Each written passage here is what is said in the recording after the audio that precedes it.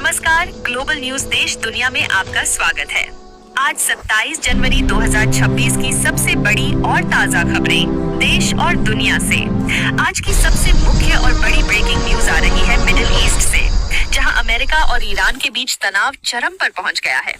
हम आज इसी एक मुख्य न्यूज पर फोकस करेंगे जो पूरी दुनिया की नजरें अपनी ओर खींच रही है। चलिए विस्तार से समझते हैं क्या है पूरा मामला। ईरान में पिछले कई हफ्तों से सरकार विरोधी प्रदर्शन चल रहे हैं। इन प्रदर्शनों में हजारों लोग सड़कों पर उतर आए हैं, जो ईरान की मौजूदा सरकार और उसके supreme leader Ayatollah Ali Khamenei के खिलाफ नारे लगा रहे हैं।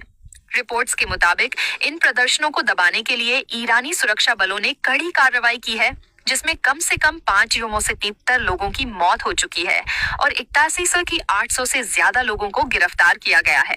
एक्टिविस्ट्स का कहना है कि मौतों की संख्या और ज्यादा हो सकती है, लेकिन ईरानी सरकार आधिकारिक तौर पर बहुत कम आंकड़े बता रही है। ये प्रदर्शन मुख्य रूप से महिलाओं के अधिकारों, आर्थिक संकट और राजनीतिक दमन के खिलाफ शुरू हुए थे, लेकिन अब ये पूरे देश में फैल चुके हैं।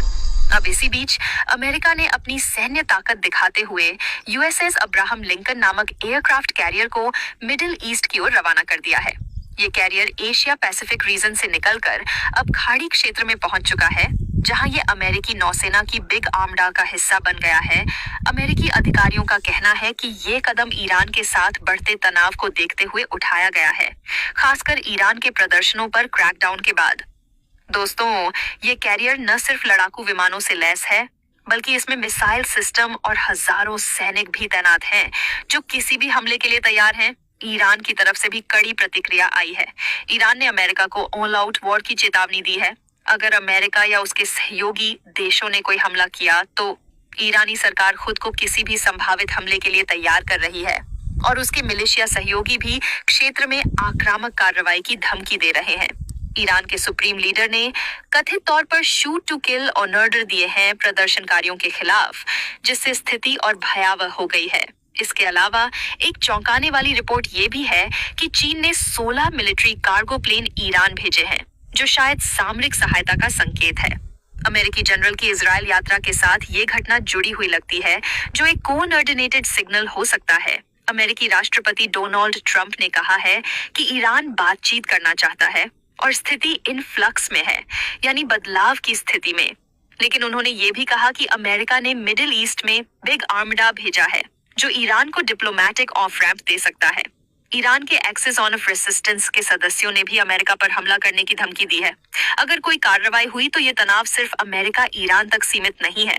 इसमें इजराइल, चीन और रूस जैसे देश भी शामिल हो सकते हैं, क्योंकि रिपोर्ट्स में ईरान के न्यूक्लियर टेस्ट की अफवाहें भी हैं, जो चाइनीज रशियन इंजीनियर्स की मदद से हो रहे हैं।